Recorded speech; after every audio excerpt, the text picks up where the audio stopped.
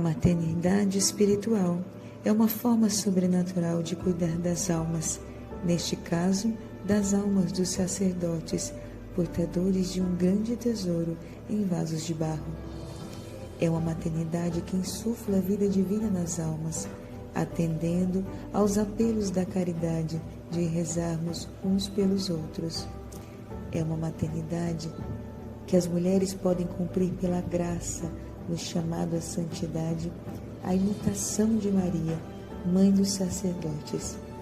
O apostolado Mãe dos Sacerdotes visa realizar uma corrente de oração e sacrifício pela santificação desses filhos prediletos de Nossa Senhora.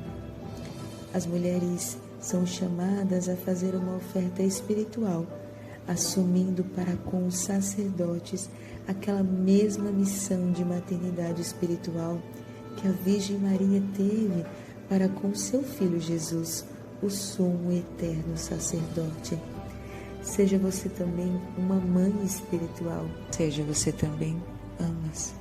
Apostolado Mãe dos Sacerdotes. Salve Maria Imaculada, boa noite, amadas irmãs. Sejam todas bem-vindas. Obrigado pela fidelidade de sempre. Obrigada por estarem aqui nessa live extra. A gente não podia, num calendário tão apertado como junho, deixar passar São Luís Gonzaga, não é mesmo?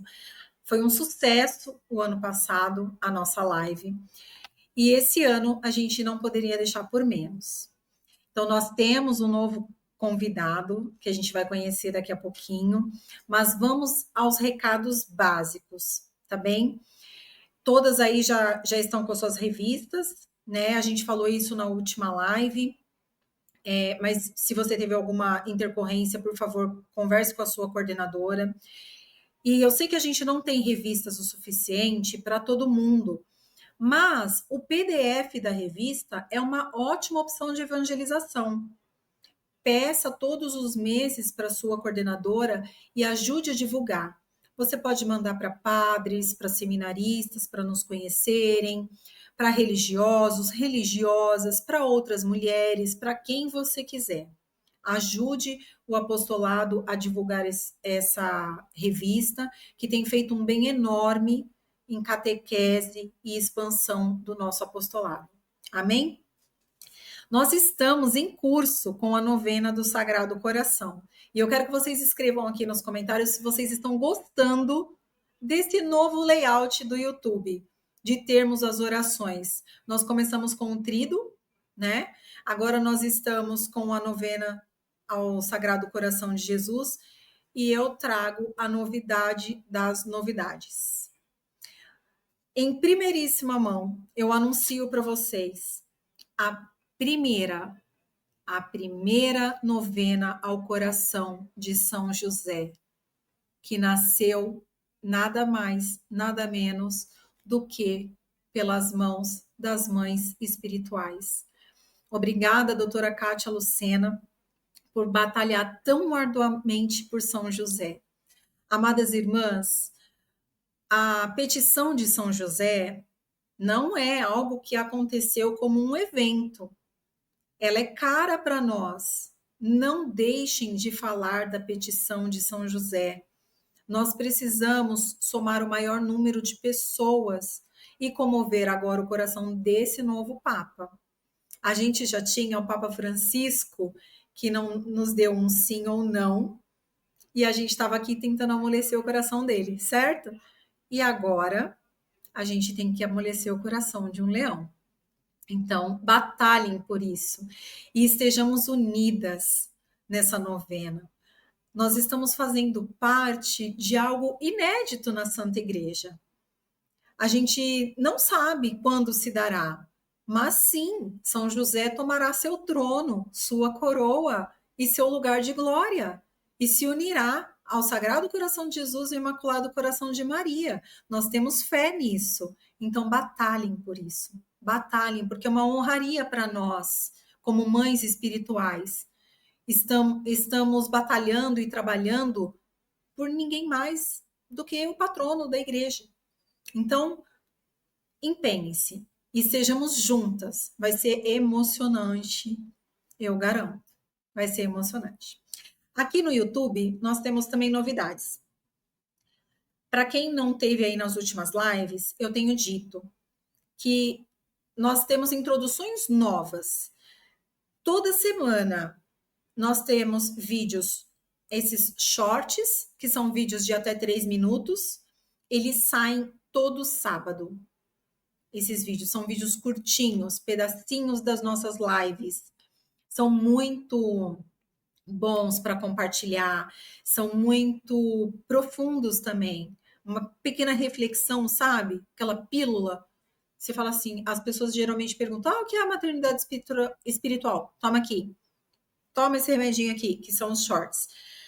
E temos os cortes. O que são os cortes? São recortes das lives. Como a gente demora um tempo maior aqui, a gente pegou e encurtou esses vídeos, recortando de algum momento da live, às vezes costurando ele ali um pouquinho, mas para que dê uma ideia daquele assunto que foi abordado. Então, são reduções dos vídeos maiores. Eles têm ali por volta de 20 minutos, tá bom? Uma ótima opção de compartilhamento também. E eles vão ao ar toda quarta-feira, sempre às 6 horas da manhã, quarta e sábado. Corre aqui e veja os vídeos novos e nos ajude, curtindo, comentando, porque vocês são o nosso termômetro, e compartilhando, tá bem?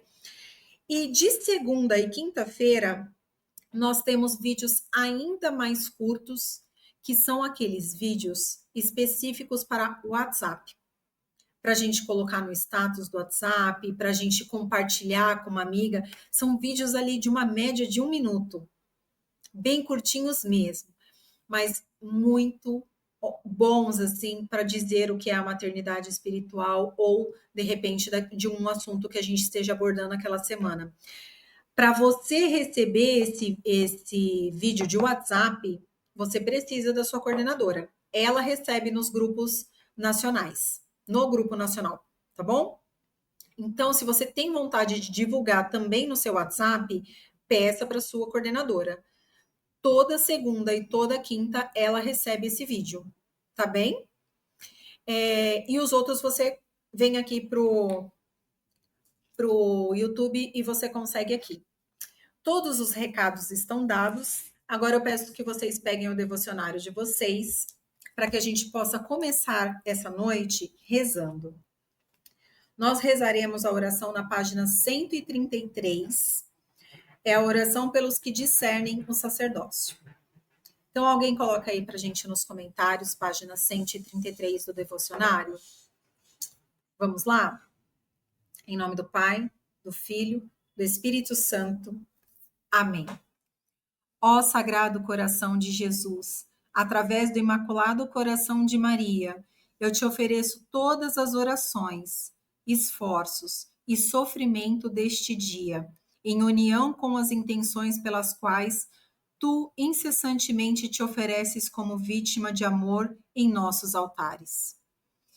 Eu entrego em tuas mãos, particularmente, todos os que são chamados à honra do sacerdócio, e todos cujo dever é ajudá-los a discernir e realizar sua grandiosa vocação. Faz com que eles conheçam o dom de Deus e dediquem todas as forças para fazê-lo frutificar plenamente. Amém. Em nome do Pai, do Filho e do Espírito Santo. Amém. E com essa oração, eu convido para estar conosco agora o João Paulo. Ele, que é naturalmente do bairro de São Mateus, em São Paulo, está 2 anos no Verbo Encarnado, seminarista de lá, é filho de uma família católica, tem 2 irmãs que são da Ordem Terceira do Instituto Verbo Encarnado, filho de diácono. É isso, João Paulo? Isso mesmo.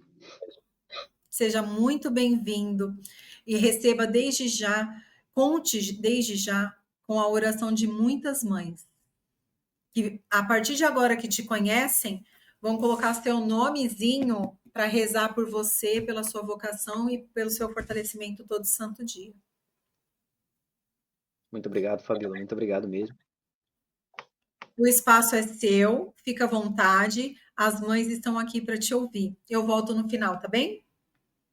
Tá bom. Bom, boa noite a todas as mães que estão aqui nos acompanhando hoje, né? Quero agradecer em especial a Fabíola, principalmente pelo convite de estar aqui hoje falando para vocês sobre um grande santo, um santo espetacular e um santo que pode estar nos mais altos graus e que recebeu as grandes coroas do paraíso e que é o patrono dos seminaristas, não só dos seminaristas, mas o patrono da juventude, que é São Luís Gonzaga. E bom, já vamos começar isso com um relato dito sobre ele, né?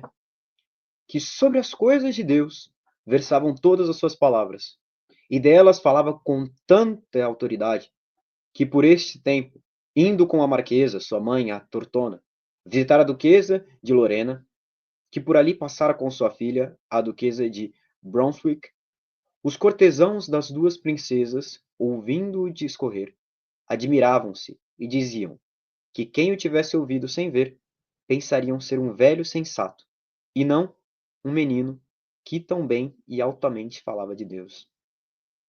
Então assim nós começamos a falar deste tão grande santo, que você vê que não era um pequeno menino, como você olhando para ele via um jovem, um menino tão novo e que muitas vezes não ninguém daria nada assim por ele, mas que a única coisa que ele pensava, que ele falava, e a única coisa que guiava ele era Deus. Deus, Deus e somente Deus. Então, ele surge como esse grande padroeiro da juventude católica e padroeiro dos seminaristas. Ele surge para nós como um santo que ele até parece se enquadrar em uma frase, numa palavra dos admiráveis, né? Daquela famosa frase: existem santos que imitamos e santos que somente admiramos. Mas, como eu tinha dito, né? Ele somente parece se enquadrar. Não é que ele se enquadra num dos santos admiráveis. Ele se enquadra, na verdade, num dos santos imitáveis. E nós temos que saber que ele é um santo que deve ser totalmente imitado, principalmente em duas coisas: em seu amor à pureza e em sua vida de penitência. Essas são as duas coisas que nós devemos imitá-lo e imitá-lo com um grande ardor. Porque hoje em dia nós vivemos em um mundo que ele é totalmente agressivo à castidade, à pureza, que ele taxa as pessoas que escolhem esse tipo de vida como pessoas retrógradas, loucas, e que somente se privam dos prazeres. Enquanto que, na verdade, essas pessoas que escolhem viver esta vida de castidade buscam já aqui na Terra viver como no paraíso. E hoje, principalmente no mundo que tem falado tanto de uma revolução sexual, de que o jovem ele não precisa ser puro, de que o jovem não precisa ser casto, e assim empurrando e quase fazendo com que muitos jovens engulam essa falsidade com uma força absurda, e assim fazendo com que tantos jovens possam se afastar da vocação, a vocação religiosa, a vocação sacerdotal, por pensar que isto é impossível. Mas não é impossível. E São Luís Gonzaga é a prova de que a vivência na castidade, a vivência da pureza não é impossível. Que esta vivência, ela é, principalmente, até mais elevada. Ela é a maior, é o casto pelo reino dos céus, que é aquele que já quer viver como a pureza angélica, a pureza dos anjos, já aqui na terra. E que os seminaristas, os sacerdotes, os religiosos buscam já viver aqui na terra. Mas hoje o mundo tenta empurrar isso com tanta força de que é impossível ser casto, é impossível ser puro, e muitos jovens acabam se afastando disso, tendo medo de viver a castidade, tendo medo de viver a pureza, porque não não acham que seja possível. Mas vem a igreja e proclamam como padroeiro da juventude católica e padroeiro dos seminaristas para provar que sim, é possível. Mas pode surgir a seguinte objeção, né? Que alguns podem dizer, né? Que ele, não sei se todas aqui já conhecem a história de São Luís, mas eu vou dar uma pincelada nessa história. Não vou conseguir chegar com todos os detalhes, mas eu quero principalmente falar dos grandes méritos que ele tem e de que a gente tem que falar destes méritos e temos que falar dessas coisas que ele fez para que possa inspirar cada vez mais jovens, principalmente seminaristas, a viverem esta vida exímia, essa vida pura, essa vida de santidade gigantesca que ele viveu. E, bom, muitos podem dizer, como eu disse, a seguinte objeção de que, mas ele era um santo que foi um eleito por Deus, uma pessoa que sempre viveu essa pureza, uma pessoa que... Mas, se você olha bem, isso é uma falácia, porque se você conhece a história de São Luís Gonzaga, você vai ver que todos os meios que ele tinha para se perder e se esquecer de Deus estavam ali. Porque, vamos lá, São Luís Gonzaga ele nasceu no ano de 1568, em Castiglione delle Stiviere, Itália, né? Ele nasceu de uma família nobre, mas saiba que não somente nasceu numa família nobre, e que também ele era herdeiro ele podia ser um príncipe eleito do Império Germânico, que é do norte da Itália, mas na cidade onde São Luís nasceu, nesta região, estava acontecendo, e principalmente nessa época, aconteceu um grande fenômeno, que ele teve houve uma grande mudança social na época, que foi a época do Renascimento. E houve algo muito peculiar nesse grande fenômeno, né? Porque na época, toda a corte do norte da Itália, neste período, vivia de forma muito devassa. Ou seja, ele cresceu num ambiente onde estava acontecendo uma grande mudança social, onde as pessoas estavam deixando de ser católicas, principalmente a corte, esse povo da nobreza, estava deixando de ser católica e estava vivendo uma vida de muitas traições, muita devassidão, muitos golpes políticos, muitas guerras. Então, ele cresce e nasce num ambiente devasso, principalmente sendo nobre. Porque imagina, uma pessoa que nasce neste ambiente, mas sendo pobre, muitas vezes ela não vai ter as oportunidades de fazer diversas coisas que um nobre teria, porque o nobre ele tem dinheiro, o nobre ele tem poder, então ele tem muitas coisas na palma da sua mão para poder fazer. Então, para ele se perder, é um estalar de dedos. É fácil, é rápido. Principalmente quando como ele era herdeiro do trono, digamos assim, ele tinha direito a isso, ele poderia ter ainda muito mais poder e poderia fazer muito mais coisas. Então, ele nasce numa época que, digamos, que seria comparável às nossas, nos dias de hoje, né? Que nós vemos uma época de muita devassidão, muitas pessoas que se perdem, muitos seminaristas que até chegam a deixar a batina por conta dessas agressividades do mundo moderno. Fazer o quê? Por isso nós temos que rezar muito por eles. E mostrar que existiram santos que viveram e que foram grandes exemplos de grandes vitórias, principalmente sobre os vícios, sobre a devassidão.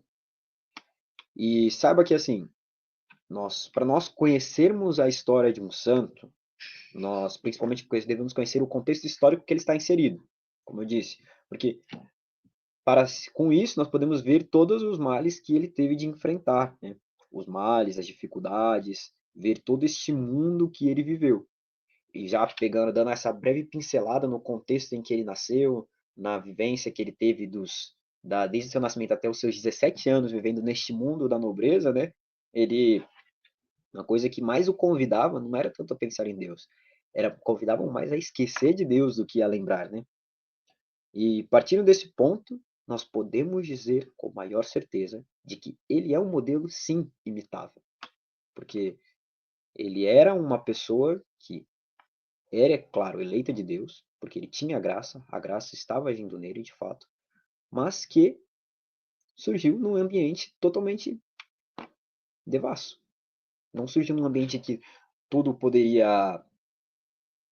estava protegendo ele, com uma bolha que protegia ele, o mundo que era tão bom, tão perfeitinho na época. Não era assim. Na verdade, o mundo na época dele era extremamente perdido.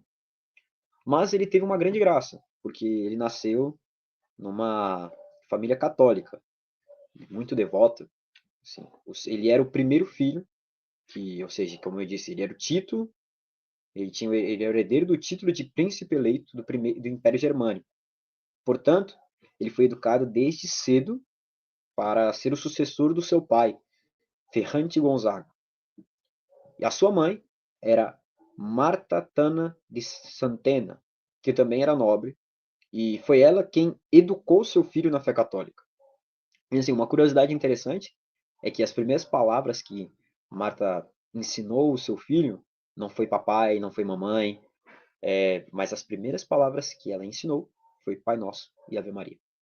Assim, ela, que era uma mãe muito piedosa, quis ensinar já desde cedo o seu filho, porque ela sabia das dificuldades que passava o mundo.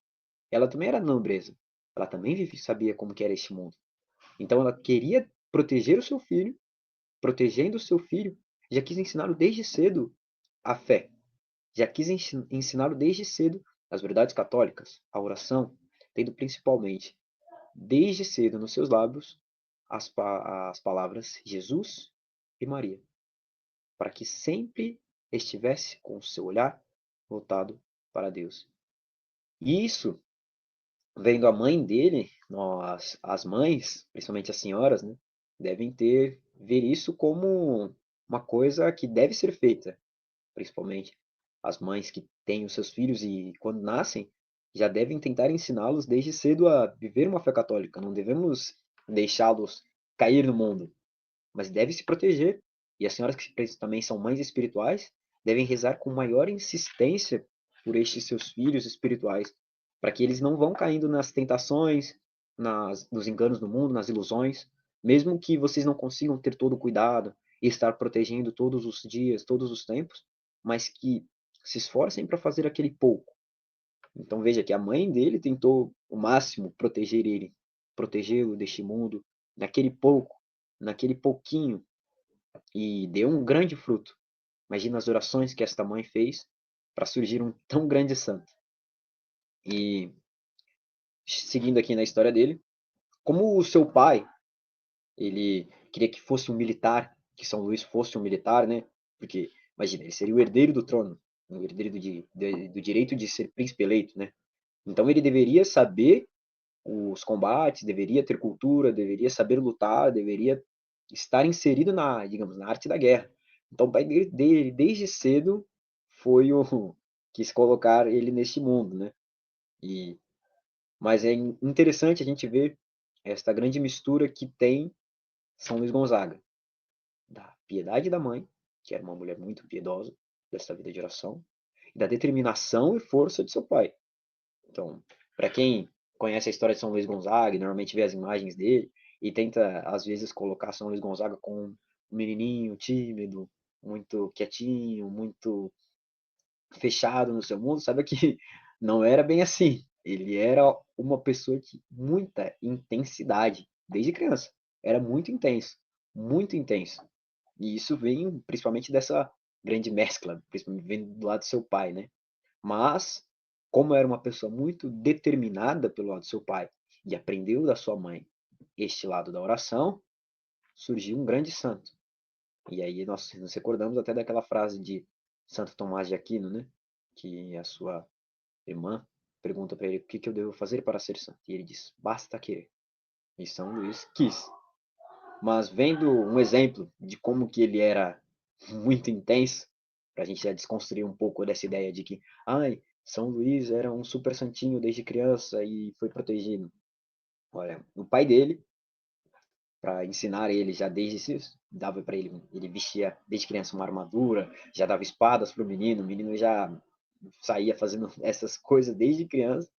Então ele deu um pouquinho de pólvora e que ele colocava no cinturão. Ele deixava no cinturão de São Luís, sempre São Luís andava com esta pólvora e com uma arminha em que ele atirava. Mas o pai dele, vendo que isso seria muito perigoso, tirou dele. Falou, não, peraí, ele é criança e ele é muito pequeno. Isso com 5 anos de idade, né? Ele é muito pequeno, eu acho que é melhor eu retirar isso dele, porque isso pode causar algum problema. Mas São Luís não gostou muito do que o pai fez, não. Então ele, escondido, furtou a pólvora de um dos soldados e ele foi escondido até um canhão e pum! Explodiu, estourou o canhão. Isso com 5 anos de idade, todo mundo desesperado, correndo. O que está acontecendo? Um ataque. Então os soldados foram até lá, aí encontraram um menino ricocheteado pelo canhão e que caiu no chão todo assustado assim. E aí ele foi voltando com esses soldados levando ele até a casa dele. E ele aprendeu até alguns palavrões nesse meio, algumas palavras ruins, né? E voltou para casa, mas sem aquela consciência de que era pecado, né? De que isso era ruim, de que isso era errado. Então ele foi falando algumas essas coisas para a mãe dele, e a mãe dele ficou muito assustada e falou: "Não, você nunca mais deve falar isso na sua vida". E ele, como disse, uma pessoa determinada, piedosa e determinada, como seu pai. Quando a mãe dele falou que isso era ruim, que isso era mal, ele se determinou e desde aquele dia em diante parece que ele nunca mais falou uma palavra ruim. E toda vez que alguém escutava alguma dessas palavras, palavrões, o rosto dele até ficava vermelho de vergonha, porque ele lembrava desses dias assim que ele falou para a mãe dele. Falou para a mãe dele achando que era uma coisa simples, que não era nada de mal, né? Mas vendo isso, que a gente tem uma pessoa determinada, uma pessoa piedosa e juntou uma criança tão intensa com 7 anos de idade, ele disse que se converteu. Imagina, tão pequeno, tão jovem, com 7 anos de idade, dizer que se converteu. Porque hoje o que nós mais escutamos é: me converti com 18, me converti com 16, me converti com 30. Ele se converteu naquela idade em que a gente diz que é a idade que o jovem toma consciência dos pecados, né? Que a criança começa a tomar consciência do que é o certo e o errado. Nesta idade em que ele já conseguia escolher, ele diz que se converteu com 7 anos de idade. Então, este menino tão intenso e ao mesmo tempo tão piedoso tomou a decisão mais importante da sua vida. Ele escolheu a Deus. Ou seja, ele se converteu e a partir daí, para vocês verem como que era um menino tão intensamente decidido. Desde que ele se converteu com 7 anos de idade, ele começou a rezar todos os dias o ofício de Nossa Senhora, os salmos graduais e os 7 salmos penitenciais. Todos os dias ele se determinava a rezar essas orações. E quantas vezes a gente vê pessoas que mal e mal vocês conseguem rezar o terço todos os dias? Imagina isso, com 7 anos de idade ele já rezava o ofício a Nossa Senhora, já rezava os salmos graduais, já rezava os 7 salmos penitenciais, e isso é uma decisão de gigante, uma decisão de santo, de grande santo, exemplo de santo. E que a gente não pode olhar isso e falar assim: ai, quem dera eu fosse, quem dera eu tivesse sido com essa idade. Quem dera não. Deus te deu a graça agora, você está descobrindo isso. Então faça isso já desde agora. Aprenda, já fala: não, se eu tenho que me converter, que eu me converte agora, que eu me converta agora. Então, depois destes tempos, assim, depois que ele se converteu, quando ele era um pouco, foi crescendo, principalmente por conta da época do Renascimento, ele tinha que aprender as línguas clássicas, tinha que ser um homem de muita cultura. Então o pai dele enviou ele para Florença, né, para receber os seus estudos. E com 9 anos de idade, veja de novo essa grande determinação de São Luís, né? Com 9 anos de idade, ele se consagrou a Nossa Senhora e prometeu o celibato desde cedo, consagrando sua pureza a Nossa Senhora. Ou seja, desde jovem, ele buscou viver a pureza em sua totalidade. E isso, para nós, deve ser um exemplo, pois devemos parar de achar que essa radicalidade de viver a castidade ela é prejudicial. Muito pelo contrário, a igreja mostra que ela não é prejudicial, com este exemplo de São Luís, colocando ele como patrono dos seminaristas. Nós temos que também, principalmente, ter muito cuidado ao falar isso para os meninos, para os jovens que têm esse desejo de ser sacerdote, por exemplo, às vezes o menino, quando quer ser sacerdote, fala, e conta para alguém, normalmente se aconselha: não, namora primeiro, vai fazer alguma coisa da sua vida, vai conhecer gente. Não, calma, ele deve viver a pureza. Não, já vai viver na pureza, já vai rezando, já vai viver na castidade. Não devemos empurrar as pessoas a esta cultura que hoje o mundo propaga, de que deve-se viver os prazeres do mundo primeiro, antes de ser sacerdote. Não. Um santo, São Luís Gonzaga, não viveu. E desde criança teve. E quantas crianças devem ter esses desejos e a gente não conhece? Quantos jovens devem ter esse desejo, mas são destruídos por conta desta cultura que tenta empurrar que a pureza e a castidade é algo impossível e não deve ser feito. Então, as mães, principalmente as senhoras mães, devem auxiliar os jovens, os seminaristas, as pessoas que querem viver esta vida, devem encorajá-las. Saiba que é possível. É possível. Com a graça de Deus é possível. E principalmente com o auxílio de Nossa Senhora. Vamos estar aqui, né? Que ele se consagrou, ele fez o celibato, consagrando toda a sua castidade a Nossa Senhora. A pureza a Nossa Senhora. Tudo para ela. Então, veja, eu vivi uma castidade que não conciliou com o mundo. Uma castidade sem concessões. Uma castidade sem meio termo. Mas uma doação total, plena, completa, de toda a sua vida. Tanto que no tempo, essa é uma história interessante, que no tempo que ele viveu na corte da rainha, ele não sabia dizer quem era a rainha, porque ele, por ele nunca olhar diretamente ela nos olhos. Então, assim, quando ele vivia no corte da rainha da Espanha, ele não sabia nem dizer quem era a rainha, porque ele estava toda vez com os olhos baixos, com os olhos para baixo, sempre se escondendo, sempre tentando evitar que ela, para que não fosse manchada a sua pureza, e ele nem sabia dizer quem era a rainha. Para você ver um santo tão determinado e que não concedeu, não fez uma concessão, ele se entregou.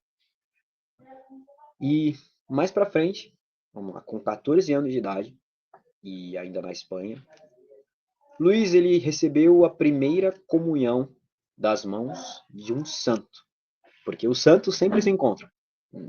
Se tem um santo, porque a santidade ela é uma coisa que vai se espalhar, né? Porque é tão luminoso que aquece e vai aquecendo cada vez mais corações, mais corações, mais corações. Então você vê que se tem um santo, normalmente tem 2, 3, 4, 5 ali que conhecem ele, que viveram próximos. E quem, quem deu a primeira comunhão para São, São Luís Gonzaga foi São Carlos Borromeu. E neste dia da primeira comunhão dele, tocado pelas palavras do santo e pela força da Eucaristia, ele sentiu o grande chamado de sua vida.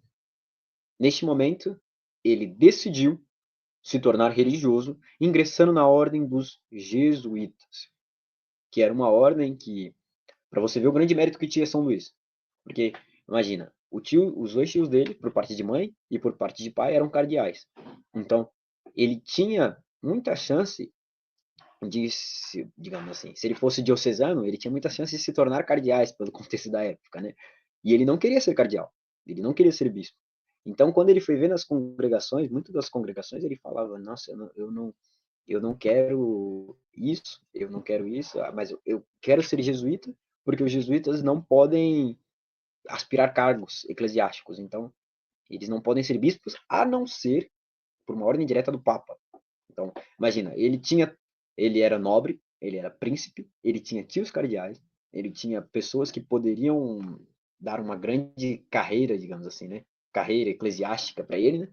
E ele decidiu escolher uma ordem que não poderia ter carreira. Ele falou: Eu quero me esconder, quero viver para Deus e quero estar com Deus. Então, ele escolhe a Companhia de Jesus, fundada por Santo Inácio de Loyola, que eu creio que as senhoras devem conhecer bem, principalmente devido aos exercícios espirituais. E aí vemos mais um santo que fez os exercícios espirituais e que é santo, né?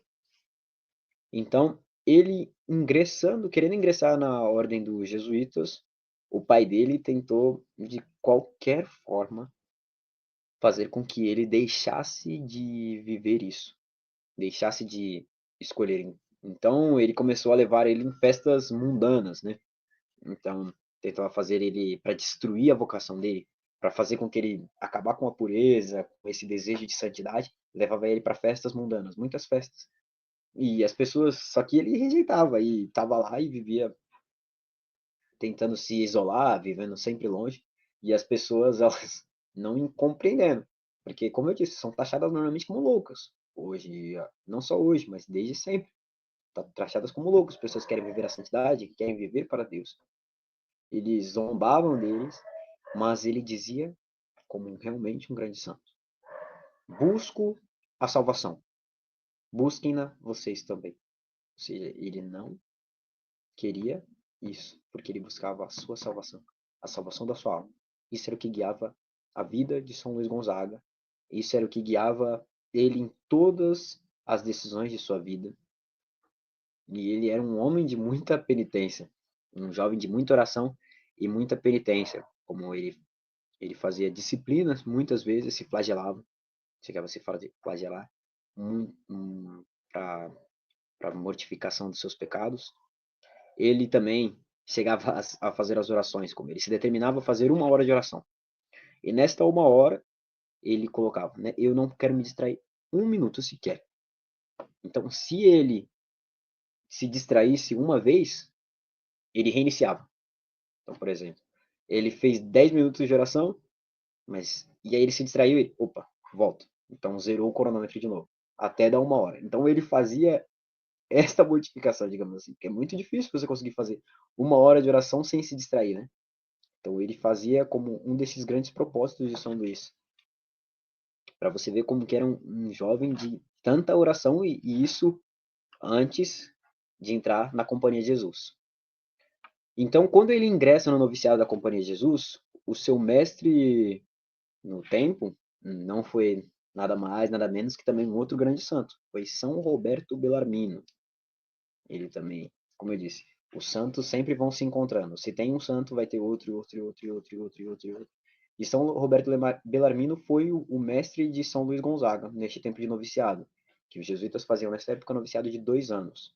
E deixando assim toda a sua linhagem nobre, ele escolhia sempre os serviços mais humildes no noviciado, sempre os ofícios mais esquecidos, mais que ninguém queria fazer, que todo mundo queria fugir, se esconder, ele escolhia. Ele era um verdadeiro exemplo de humildade, porque imagina, um menino nobre, que nasceu na corte e viveu boa parte da sua vida na corte, até os seus 17 anos, viveu na corte. E ele entra pro noviciado e colocam ele para lavar, e ele decide lavar banheiros. Tô dando um exemplo assim, para vocês conseguirem entender. Quem que dos nobres assim que vai querer lavar o banheiro? Quem dos nobres, por exemplo, vai saber lavar o banheiro? E ele se oferecia, e oferecia com muita humildade, para fazer esses ofícios, essa grande mortificação. E nesta aventura da humildade, para vocês verem a santidade e a força que tinha isso em São Luís, ele sabiamente constatou algumas vezes: também os príncipes são pó como os pobres, talvez cinzas mais fétidas, que não importa, todos vão morrer. E às vezes os príncipes fedem muito mais o cadáver do que os pobres. Porque tendo tudo, não tem nada. E São Luís, ele tinha uma grande fama de santidade já no noviciado dele. Imagina isso, o menino tinha acabado de sair do mundo e já entrando na Companhia de Jesus, mas ele já, quando ele entrou na Companhia de Jesus, ele já era santo. Ele já quis viver a santidade, já vivia de tal forma a santidade que ele já estava alcançando grandes e altas moradas já na Companhia de Jesus, antes de entrar na Companhia de Jesus. Então, quando ele já entra e se destaca tanto que entre os seus companheiros de noviciado começa a rodar que ele já tinha fama de santidade. Então, seus companheiros de noviciado começavam a pegar as coisas dele. Então, via a batina dele, cortava um pedacinho, pegava alguma coisa, esse terço o Luiz tocou. E pegava, porque queriam já guardar de relíquia, porque já sabiam a tamanha santidade de Luiz que pegavam as coisas, cortavam um pedaço da batina, pegavam alguma coisa, algum pedacinho da roupa dele também, para já pensando que ele era santo. Então, e sabendo que, para que isso aqui também fique em nós, ele viveu sempre com uma grande, uma grande chave de discernimento, que é essa que Santo Inácio coloca, né, nos exercícios espirituais, que seria o tanto quanto. Então, o tanto quanto isto me leva a Deus. o tanto quanto isso não me leva a Deus. E São Luís usava esta fórmula de que isto me serve para a eternidade. Se isto servia para a eternidade, se isso servia para o paraíso, se isso servia para ele buscar a Deus, ele assumia. Se não, ele rejeitava. Então ele vivia isso com uma tremenda radicalidade, um tremendo amor e uma tamanha generosidade, né? E imagina, Deus nunca se deixa vencer em generosidade. Então, quanto mais generoso ele era para Deus, mais Deus acumulava ele de graças e graças e graças e graças e graças e graças e graças.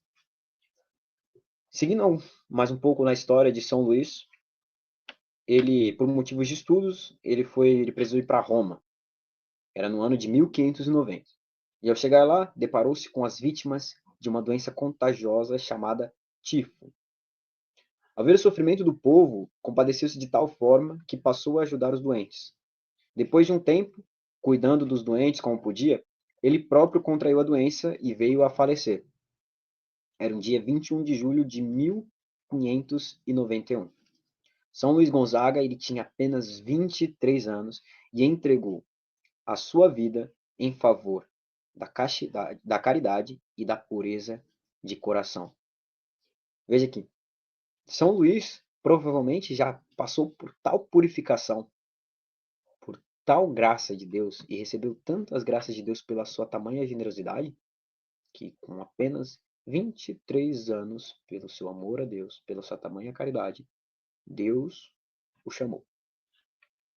Porque, imagina, se já todos já tinham essa forma de santidade, Deus queria já ele junto, já queria ele no paraíso, e ele passou tão jovem, já tinha recebido as ordens menores, o acolitato, o leitorato, está até próximo digamos assim, já estaria próximo para se ordenar a sacerdócio, e Deus o levou, porque já era preparado, já estava preparado, já vivia o paraíso na terra, pela sua tamanha generosidade. Então, por isso, São Luís Gonzaga ele é o padroeiro da juventude e dos estudantes e dos seminaristas. E seus restos mortais eles foram sepultados na igreja de Santo Inácio, fundador da ordem jesuíta em Roma. E como eu disse, São Luís Gonzaga é um verdadeiro exemplo a ser imitado, principalmente em sua pureza, vida de penitência e vida de oração. E nós não podemos ter medo de viver com tal generosidade. Isso não se aplica somente a mim, que é seminarista, a todos os outros seminaristas, mas se aplica também às mães, que não podem ter medo de viver tal generosidade. Porque Deus nunca vai deixar se vencer em generosidade. Então, quanto mais forem generosos, quanto mais as senhoras forem generosas nas orações, na vida de mortificação, na vida de santidade, Deus vai acumular ainda mais de graças.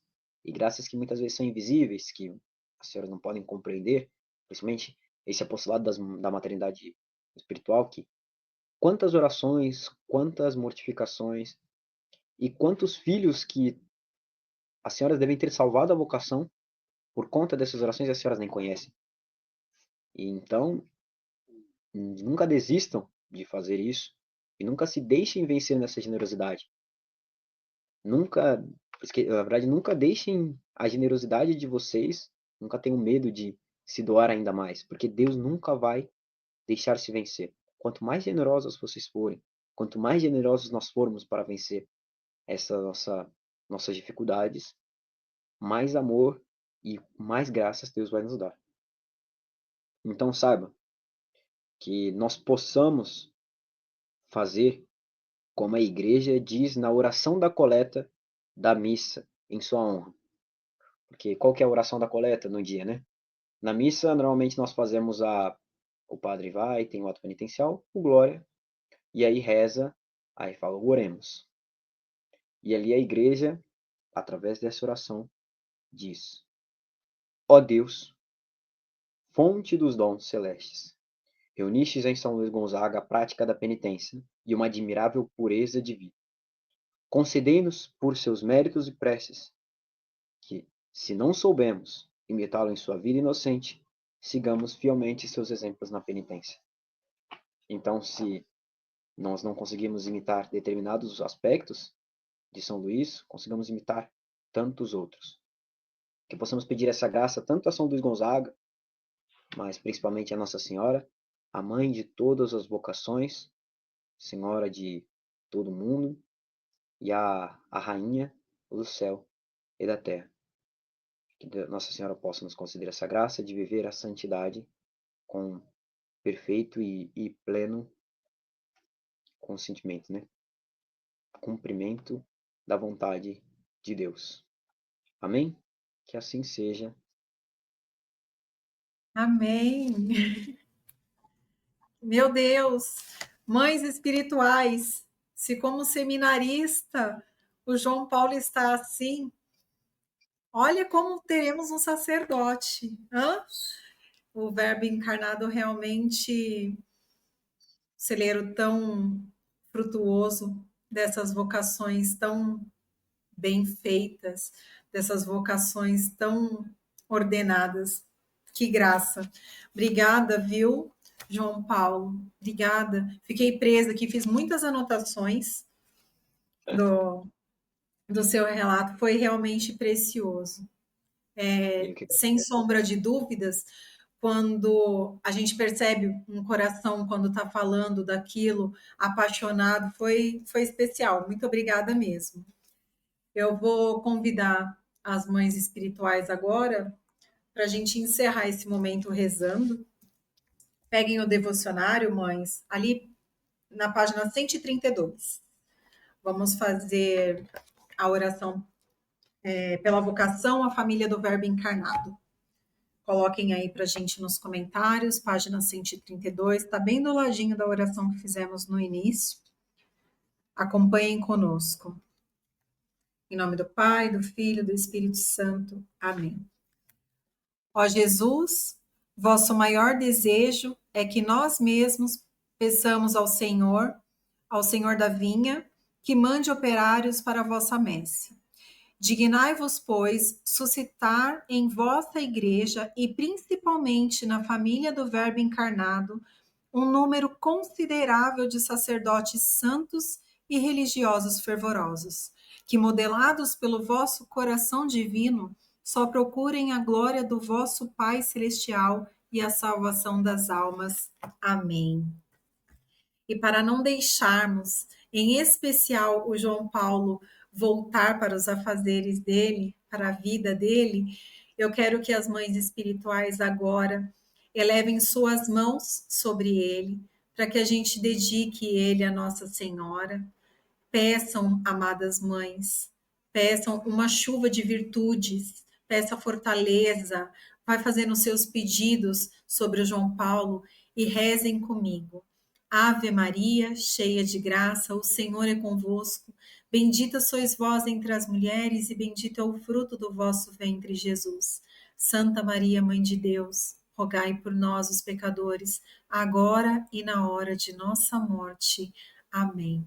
Que Deus te abençoe e te proteja, João Paulo. Eu espero que a gente possa se encontrar durante esse seu tempo de seminário, que você possa aparecer aqui mais vezes. Qual que é o nome da sua mãe?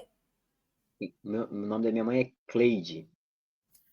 Nós vamos rezar também pela dona Cleide. Amém, amadas irmãs? Vamos rezar pela dona Cleide, porque não é fácil ser mãe de santo. João Paulo, que você seja santo. Amém. Deus o abençoe. Amadas Obrigado. irmãs, nos vemos semana que vem para mais uma formação. Tá bem pertinho aí, né? Acompanhe a novena, diga pra gente se vocês estão gostando desses vídeos mais oracionais, tá bom? A gente está fazendo tudo com muito carinho para vocês. Eu quero dizer obrigada também. Eu quero agradecer a todas que ajudaram na campanha pelo Padre Fábio, que hoje está na Itália, e nos ajudem. Rezem muito pelo Padre Fábio, para que ele permaneça em segurança lá, para que ele volte em segurança para casa e que ele traga bons frutos dessa viagem. Amém?